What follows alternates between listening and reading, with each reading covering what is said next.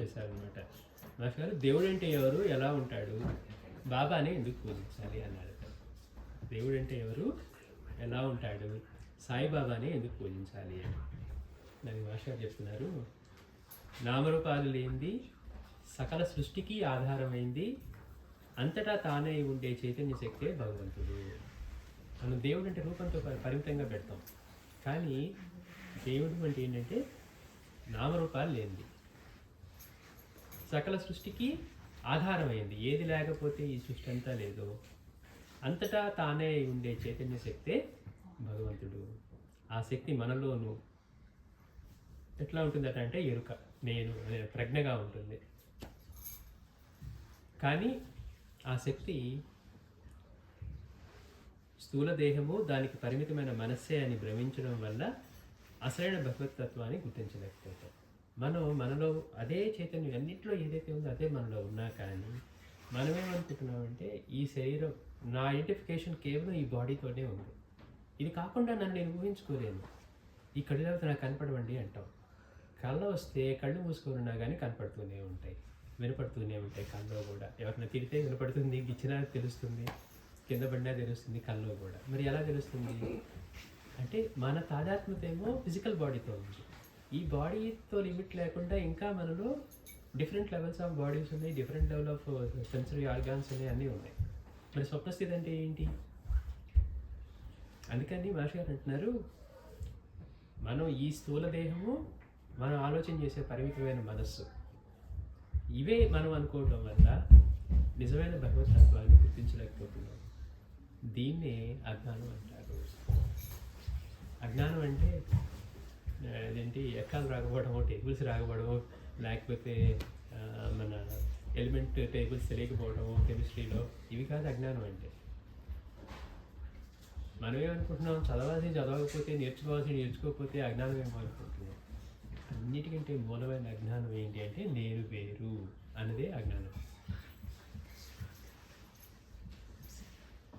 అసలైన భగవతత్వాన్ని గుర్తించేలా నిదర్శనపూర్వకంగా నిరూపించి దానిని తెలుసుకునేలా ప్రేరేపించిన వాడే సద్గురువు.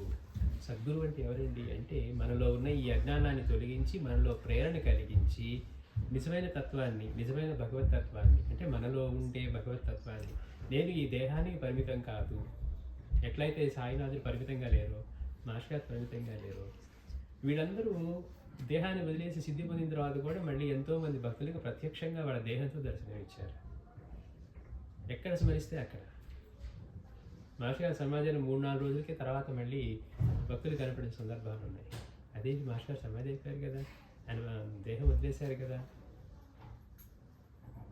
అట్లనే స్వామీజీ సిద్ధి పొందిన తర్వాత స్వామీజీ మందిరం, ఆయన సమాధి మందిరం కడుతూ ఉన్నప్పుడు తమిళనాడు నుంచి వచ్చి వాడు పని చేస్తున్నారట. వాడు పెయింట్లు వేస్తూ ఉన్నారు. తర్వాత ఓపెనింగ్ ఉంటే లాస్ట్ రోజు చేస్తూ పైనుంచి నిచ్చెన జారి పడ్డాడట.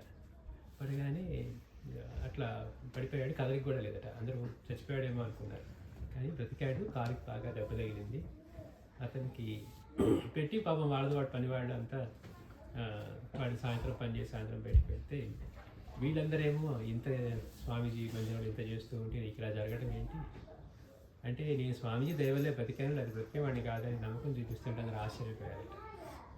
3 రోజుల తర్వాత అందరూ పాపం అతనితో పాటు పనిచేసేవాడేమో అక్కడ సినిమాకి వెళ్ళారట. ఇతడు ఒక్కడే ఉన్నాడు. తలుపు తీసుకుని స్వామీజీ లోపలికి వచ్చారట. లోపలికి వచ్చి అతని కాలు ఏదైతే దెబ్బతినుందో ఆ కాలు నిమిరారట. ఒక్కసారిగా ఉలికిపడి మెలకు వచ్చి చూస్తే స్వామీజీ. మరి ఈ స్వామీజీ ఎప్పుడో సిద్ధి పొందారు కదా, దేహం వదిలేశారు, వారిదే కదా ఈ సమాధి. ఆయన కూర్చొని ఉన్నారట. స్వామీజీ కాలు ఇట్లా రుద్దుతూ ఉండేసరికి అప్పుడు దాకా ఉన్న ఆ నొప్పి, ఆ బాధ మొత్తం పోయాయి. అతను స్వామీజీ కాలు పట్టుకుని నా కాలు రుద్దుతారని కాలు అట్లా చేయి పక్కకి లాక్కునేసరికి స్వామీజీ ఒక 2 మాటలు మాట్లాడి అంతర్ధానం అయిపోయారట. అసలు అది ఊహ కదుగుతుందండి మనకి. అంటే అట్లాంటి మహనీయులు వాళ్ళు. మనమేమో దేహంతో తాదాత్మ్యం చెంది మనం ఒకసారి ప్రాణం వదిలేసామంటే మనం ఉండం. ఎందుకని? ఆ అనుభవం కలిగిన జీవితంతో వచ్చేంత వరకు, జీవన్ముక్తులయ్యేంత వరకు. కానీ స్వామీజీ కానీ, మాస్టర్ గారు కానీ, బాబా కానీ ఎట్లా ఎంతమందికి, బాబా విద్యానగర్లోను, ఒంగోలులోను ఎంతమందికి దర్శనం ఇచ్చారు ప్రత్యక్షంగా. మాస్టర్ గారు దగ్గర స్టూడెంట్స్కి కూడా దర్శనం ఇచ్చారు ఆయన. ఇంట్లో నెల్లూరు దగ్గర విద్యానగరం ఉండేది. అక్కడ మాస్టర్ గారు కొంతకాలం లెక్చరర్గా పనిచేశారు. అక్కడ స్టూడెంట్స్ ఇంటికి కూడా వెళ్ళేవాడు కదా, ఎంతసేపు అక్కడక్కడే పేరుకి ట్యూషన్ కొని వచ్చేవారు. ఆయన ట్యూషన్ కూడా చెప్పారు కదా మాస్టర్ గారు, ఊరికే చెప్పించుకోవాలని వచ్చేవారు, బాబా గురించి మాట్లాడుతుంటే కూర్చునేవాళ్ళు. మరి ఇంట్లో వాడు కంగారు పడుతున్నవాడు కానీ అక్కడి నుంచి కదిలేవాడు కాదు.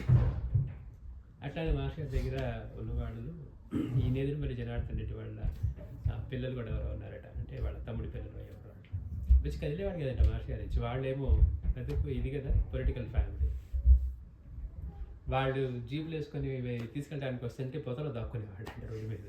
మళ్ళీ వెళ్ళటం మాస్టర్ గారి దగ్గర కూర్చోవటం. ఒకసారి మాస్టర్ గారు ఈ బకెట్ తీసుకెళ్ళి కింద రూమ్లో పెట్టిరారా అని పంపించారంట, పైన మిద్ది మీద ఉంది. వెళ్తే తలుపు తీస్తే ఆ గదిలో బాబా ఇలా పడుకున్నారంట కింద చాప మీద. ఇత్తరపోయాడు చూసి. ప్రత్యక్ష దర్శనం. ఎప్పుడు 1918లో బాబా సమాధి చెందారు, ఎప్పుడు ఇది రీసెంట్గా జరగడం. రీసెంట్ అంటే 60s 70sలో ఉన్నట్లు. అంటే ఆయన దేహానికి పరిమితంగా ఉన్నారు అనుకుంటే మనం పిచ్చివాడు. మనకు కూడా ఆయన ఏమంటున్నారు, మీరు కూడా ఇదే స్థితి, కాకపోతే మనం దేహంతో తాదాత్మ్యం చెందుండటం వల్ల మనం పరిమితంగా ఉన్నాం. దాన్ని తొలగించి ఆయన మనకి ఆ స్థితి ఇవ్వడానికి వచ్చారు. అందుకని మనలో ఉండే అసలైన భగవతత్వాన్ని గుర్తించేలా నిదర్శనాపూర్వకంగా నిరూపించి దానిని తెలుసుకునేలా ప్రేరేపించేవాడే సద్గురువు. ఈ సత్యాన్ని ఇందాక మనం చెప్పుకున్నట్టుగా మాస్టర్ అన్నారు, ఈ కాలానికి అనుగుణంగా బోధించారు కనుకనే సాయిబాబాను పూజించడం శ్రేయస్కరమని నా విశ్వాసం. అంటే ఇప్పుడు ఎలా ఉంది, ఈ కాలంలో మనకెవరికి వెళ్ళి గురువు దగ్గరికి వెళ్ళి సాధన చేసి స్వామిని తెలుసుకోవాలని చేసేవాళ్ళు లేరు.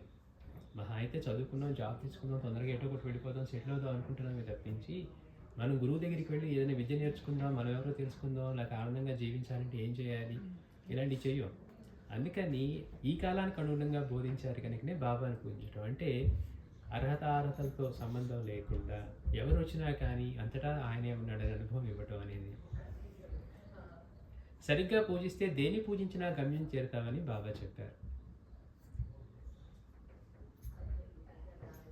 మునుపు చెప్పినట్లు భగవతత్వం ఎవరి ద్వారా మనకు మనసుకు హత్తుకునేట్లు తెలిసి తెలివిగా భక్తి శ్రద్ధలతో మనసు వారిపై నిలుస్తుందో వారినే సరిగ్గా పూజించగలం. ఇప్పుడు బాబా గురించి తెలిసిందనుకోండి, ఓహో ఇలా ఆయన తత్వం తెలిసిన తర్వాత మనలో ఆ ప్రీతి కలిగిన తర్వాత మనం అప్పుడు మాత్రమే వారిని శ్రద్ధగా పూజించగలం. సర్వగతమైన ఆత్మ ఒకటి ఉన్నదని తమ లీల ద్వారా సాయి నిరూపించినట్టుగా చరిత్రలో మరెవరూ తెలుపలేదు. అందుకే ఆయన పూజించడం శ్రేయస్కరమని మా విశ్వాసం అంటున్నారు మాస్టర్.